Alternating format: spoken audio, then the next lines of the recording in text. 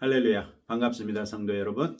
오늘도 하나님의 말씀을 사모하시는 성도 여러분들에게 말씀의 충만한 은혜로 함께 하시는 복된 시간 되시기를 축복합니다.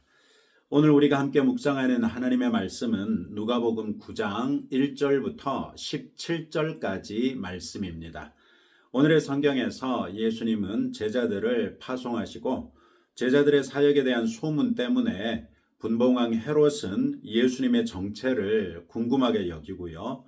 제자들이 전도 여행에서 돌아온 다음 예수님은 오병이어의 기적을 일으키십니다. 1절부터 6절에서 예수님은 12제자를 불러 모으시고 그들에게 모든 귀신을 제어하며 병을 고치는 능력과 권위를 주시고 하나님의 나라를 전파하며 앓는 자를 고치게 하려고 내보내십니다. 예수님이 제자들을 파송하시는 이유는 명확하지요. 하나님의 나라를 전파하며 앓는 자를 고치게 하시려는 두 가지 목적이었습니다. 2절에서 앓는 자를 고친다라는 표현에서 고치다라고 번역된 이 단어는 신약 성경에서 주로 신체적인 질병을 고쳐주실 때 많이 사용되기는 했지만 누가복음 9장 42절이나 마태복음 15장 28절 같은 곳에서는 귀신 들린 사람에게서 귀신이 떠나간 다음 그 사람이 고쳐진 것을 말할 때도 동일한 단어가 사용됐습니다. 따라서 2절에서 고치다라는 단어는 신체적인 질병뿐만 아니라 정신적, 영적 치유에도 사용됐다는 것을 알 수 있습니다. 이 두 가지 일을 하는데 필요했기 때문에 예수님은 제자들에게 능력과 권위를 주셨고 이 능력과 권위로서 제자들은 귀신을 제어할 수 있었고 병을 고칠 수 있었습니다. 이는 6절에서 보고하고 있는 사실이기도 하지요. 제자들이 나가 각 마을에 두루 다니며 곳곳에서 복음을 전하며 병을 고치더라. 아멘. 예수님은 누구든지 보내실 때 그들이 해야 할 일을 명확히 알려주시고 그 일을 하는 데 필요한 능력과 권위 역시 부여하시는 분이시라는 것을 알 수 있습니다. 예수님께서 세상에 보내신 사람들이 12명의 사도뿐인 것은 아니지요. 이때로부터 누구든지 예수님을 영접하여 구원 얻은 사람들은 다 예수님께로부터 보냄을 받은 사람들입니다. 우리가 다 예수님이 세상에 보내신 사람들이라는 말이죠. 그리고 우리가 예수님께로 돌아가 보고할 때는 이 땅에서의 우리의 삶이 끝나는 때입니다. 예수님은 우리에게도 사도들과 마찬가지로 하나님 나라를 전파하며 신체적으로든 정신적으로든 영적으로든 앓는 자를 고치는 사명을 주셨습니다. 그렇다면 우리에게는 능력과 권위를 주지 않으셨나요? 당연히 우리에게도 능력과 권위를 주셨지요. 예수님의 제자들은 그 능력과 권위를 가지고 복음을 전했고 병을 고쳤는데 우리도 그렇게 할 수 있다는 말입니까? 당연하지요. 하나님께서 영원하신 것처럼 예수님 역시 영원하신 분이십니다. 어제도 계셨고 오늘도 계시며 내일 또 계실 주님이시지요. 예수님은 영원하신 우리의 주님이시자 우리를 파송하신 분이십니다. 주님의 능력과 권위는 예수님이 가나안 땅에 사셨던 그 당시나 지금 하나님의 보좌 우편에 계신 때나 눈꼽만큼도 늘거나 줄지 않았습니다. 그 능력과 권위가 우리에게도 주어졌습니다. 우리가 그 능력과 권위로 보냄받은 사명을 위하여 사용할 때 그 능력과 권위를 경험할 수 있게 되는 것입니다. 예수님의 능력과 권위를 의심하지 맙시다. 예수님이 야이로에게 두려워하지 말고 믿기만 하라 이렇게 8장 50절에서 말씀하셨던 것처럼 우리도 두려워하지 말고 믿기만 하십시다. 반드시 믿음대로 이루어질 것을 볼 수 있을 것입니다. 할렐루야. 예수님은 제자들을 보내시면서 한 가지 주의를 당부하십니다. 여행을 위하여 아무것도 가지지 말라는 것입니다. 지팡이도, 배낭도, 양식도, 돈도, 두 벌 옷도 가지지 말라는 것입니다. 어느 동네에서든지 그들을 자기 집으로 들이면 그 집에서 그 동네에서 떠날 때까지 머물고 아무도 영접하지 않으면 그 성을 떠날 때 발에 먼지를 떨어 그 증거로 삼으라고 하십니다.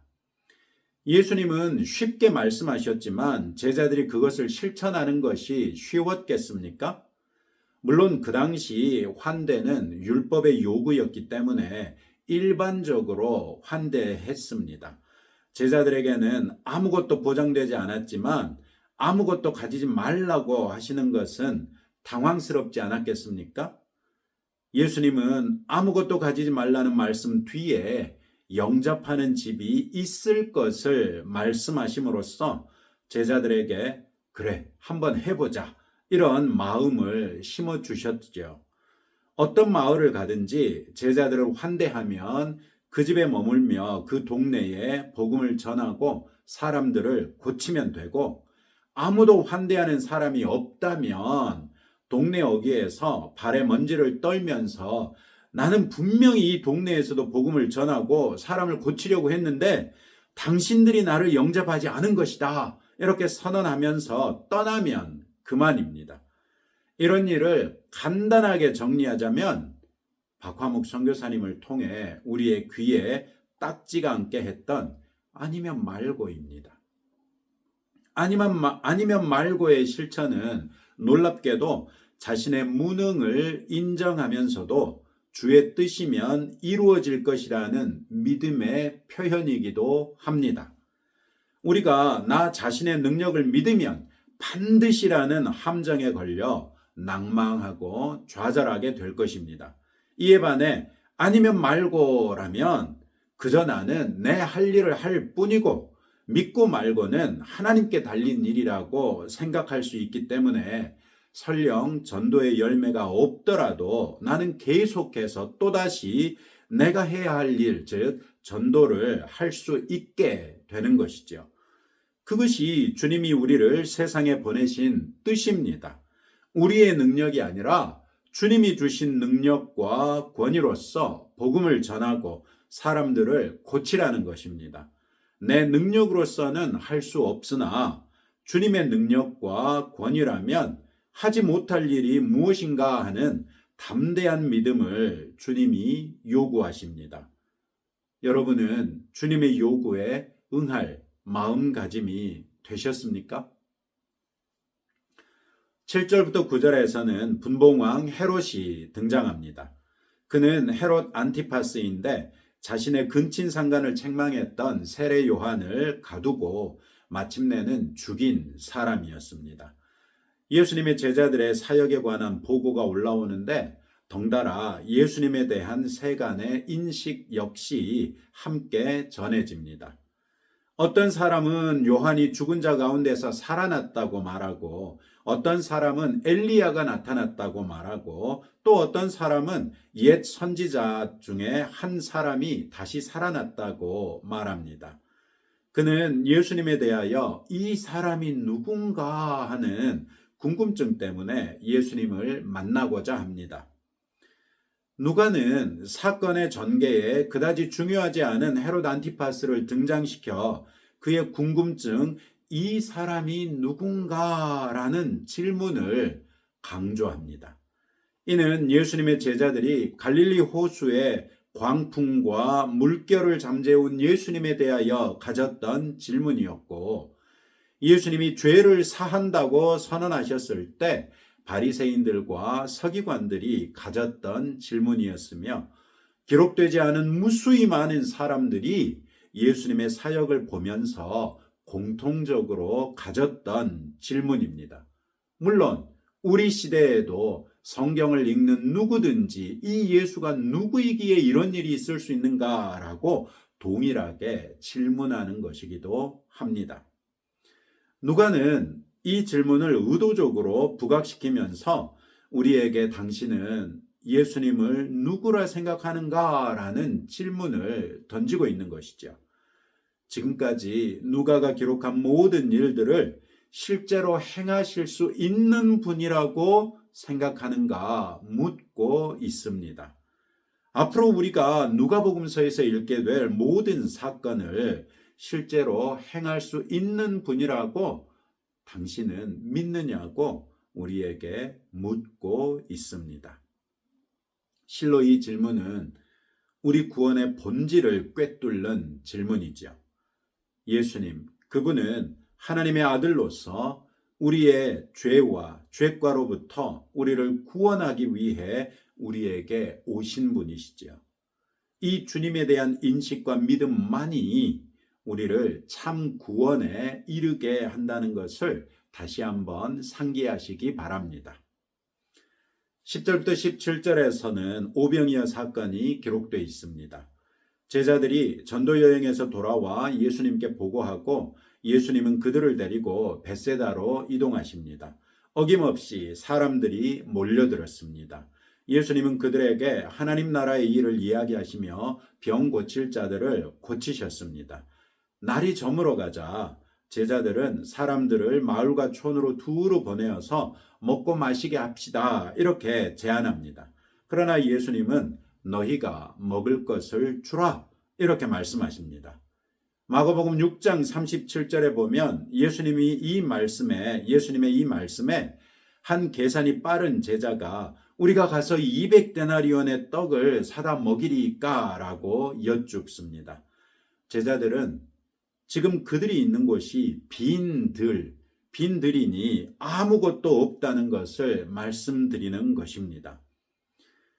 예수님은 남자만 5,000명이나 되는 사람들을 50명씩 무리지어 앉히게 하시고 빵 5덩이와 물고기 2마리를 가지고 하늘을 우러러 축사하신 후에 제자들에게 떼어주시면서 사람들에게 나눠줄 것을 명하십니다.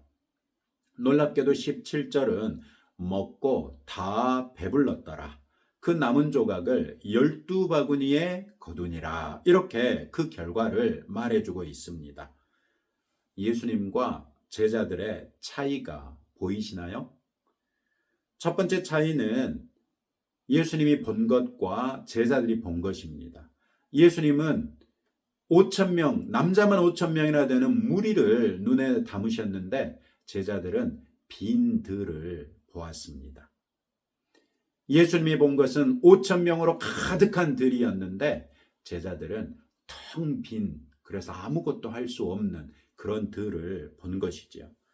두 번째 차이는 무리에 대한 책임의식입니다. 예수님은 그들에게 전인적인 책임을 지고 계신데 반해 제자들은 영적 책임만을 인식하고 있는 것입니다. 육적인 필요는 나는 모르겠다는 것입니다. 셋째로 예수님은 자신의 능력과 권위로 충분히 아무리 큰 무리라도 먹이실 수 있다고 믿고 계신데 반해 제자들은 동일한 능력과 권위를 예수님께 받았고 그 능력과 권위로 놀라운 일들을 친히 이루었음에도 불구하고 예수님과 함께 있을 때는 마치 그 능력과 권위를 예수님께 반납해버린 것처럼 행동합니다. 예수님은 전혀 주셨던 그 능력과 권위를 거두시지 않으셨는데도 말이죠. 넷째로 예수님은 사람들을 내 양떼로 보셨는데 제자들은 그저 무리로만 본 것입니다. 결국 예수님과 제자들은 무리를 보는 관점에서도 자기 자신을 보는 관점에서도 전혀 달랐습니다. 누가는 이 사건을 예수님이 제자들이 전도 여행에서 돌아온 것에 이어서 소개하고 있습니다. 즉 이런 사건의 배치를 통해 말하고 싶은 것이 있었던 것이지요. 누가는 이 기적을 소개하면서 우리 대부분이 주목하는 것처럼 예수님의 기적에 초점을 맞추지 않고 제자도에 초점을 맞추고 있습니다. 예수님께 보냄을 받은 사람들은 어떤 마음가짐이어야 하는가를 말하고 있다는 것입니다. 예수님의 제자는 스승인 예수님을 보고 배워 마침내 그분과 같아지는 것을 목적으로 합니다. 기억하십니까? 이것이 당시 유대 공동체에서 스승과 제자 사이의 가르침과 배움의 목적이었습니다. 예수님의 제자들은 예수님의 능력과 권위를 받아 예수님과 같은 일들을 스스로 행했던 사람들이었습니다. 즉, 이미 예수님과 같아진 사람들이었죠. 그럼에도 불구하고 예수님께 몰려드는 사람들에 대하여 그저 예수님께 모든 책임을 떠넘겨 버립니다. 자신들은 철저하게 방관자가 되고 말았습니다. 능력과 권위 있는 방관자요? 이 얼마나 낭비이고 무책임한 일이란 말입니까? 예수님의 제자는 결코 능력과 권위 있는 방관자가 될 수 없습니다. 예수님의 제자는 능력과 권위 있는 사역자인 것이죠. 우리에게도 예수님의 능력과 권위가 있는데 우리는 어떻습니까? 어떤 사람은 자기에게 예수님의 능력과 권위가 있다는 것도 모른 채 가진 능력과 권위를 사장시켜 버리죠. 마치 한 달란트를 땅에 묻어버린 악하고 게으른 종처럼 말이죠. 또 어떤 사람은 능력과 권위를 애써 부정하며 전혀 책임지려 하지 않습니다. 그런 것은 목사나 선교사들이 하는 것이라고 말하면서 외면해 버리는 것입니다. 또 어떤 사람은 아니면 말고라고 시도를 하기는 하지만 온 마음을 담지는 않습니다. 그저 면피용으로 슬쩍 시도해보고 혹시라도 정말로 믿으면 안 되는데 하는 조마조마한 마음으로 서둘러 끝내버리는 경우도 있더라고요. 우리는 다 결국은 주님 앞에 섭니다. 그때 여러분은 주님께 칭찬받을 수 있겠습니까? 지금이 가장 늦은 때라는 것을 아시기 바랍니다. 우리는 해가 지기 겨우 1시간 전에야 비로소 포도원 주인에게 발견된 일꾼입니다. 더 잃어버릴 시간 따위는 없다는 것을 아십시다.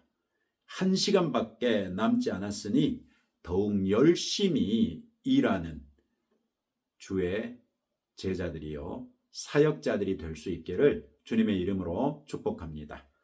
오늘 또 이런 말씀을 의지하고 다음과 같이 함께 기도하겠습니다.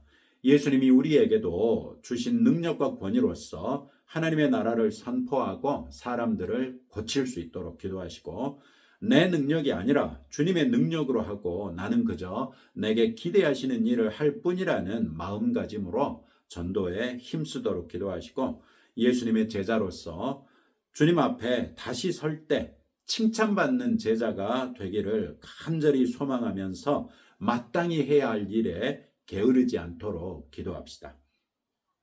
어제 우리 전남철 성도님의 어머님이 돌아가셔서 교회에서는 위로 예배를 드렸습니다.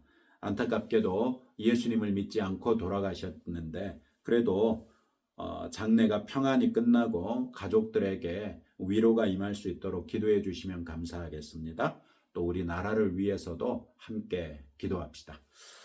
하나님 아버지 감사합니다. 예수님께서 제자들을 보내실 때 예수님의 능력과 권위를 주셨던 것을 기억합니다.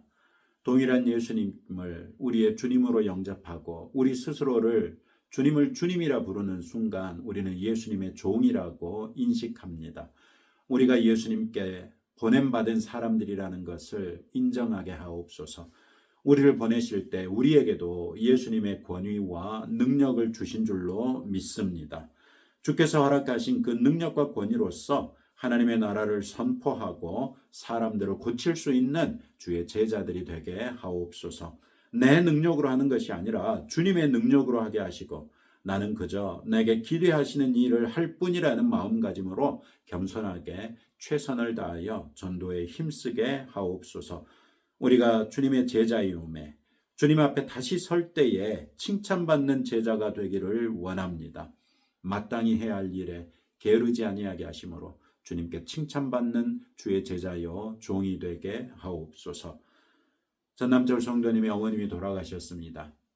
오랜 동안 어머니를 모셨던 아들로서 큰 슬픔이 있는 줄로 믿습니다. 전남철 성도님을 위로하여 주시고 또 가족들도 아버지께서 위로하여 주셔서 모든 장례 절차가 평안하고 순탄하게 이루어질 수 있도록 은혜를 더하여 주옵소서.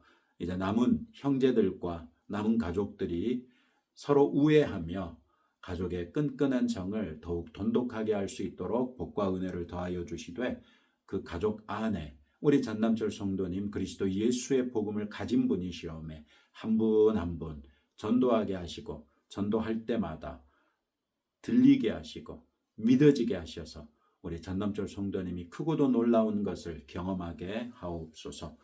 주님, 우리 나라를 위하여 기도합니다. 분열된 나라를 우리가 싸맬 수 있는 교회가 되기를 원합니다. 아버지 하나님께서 우리 한국 교회를 체질하고 계시는 줄로 믿습니다. 알곡과 가라지를 거르고 계실 때 주님, 우리는 알곡이 되기를 원합니다. 그리스도 예수에 대한 온전한 믿음을 고백하게 하시고 모든 면에 있어서 성경적인 기준으로 우리가 가지고 있는 가치관을 재평가해 보게 하사 아버지의 말씀에 합한 대로 최선을 다하여 믿고 아버지 하나님의 말씀대로 사랑과 온유로서 모든 것을 감쌀 수 있는 주의 자녀들 되게 하옵소서. 주님, 우리가 죄악에 물들지 않게 하시고 우리가 그릇된 길로 빠지지 아니하도록 금년에 우리에게 허락해 주신 그 표어처럼 주의 뜻이 무엇인가 이해하고 이해한 대로 선택하며 헌신하는 주의 자녀 되게 하옵소서. 예수님 이름으로 기도합니다. 아멘. 이제 여러분들의 기도 제목 가지고 주님 앞에 나가실 때 믿음으로 기도하시고 응답을 기대하시기 바랍니다.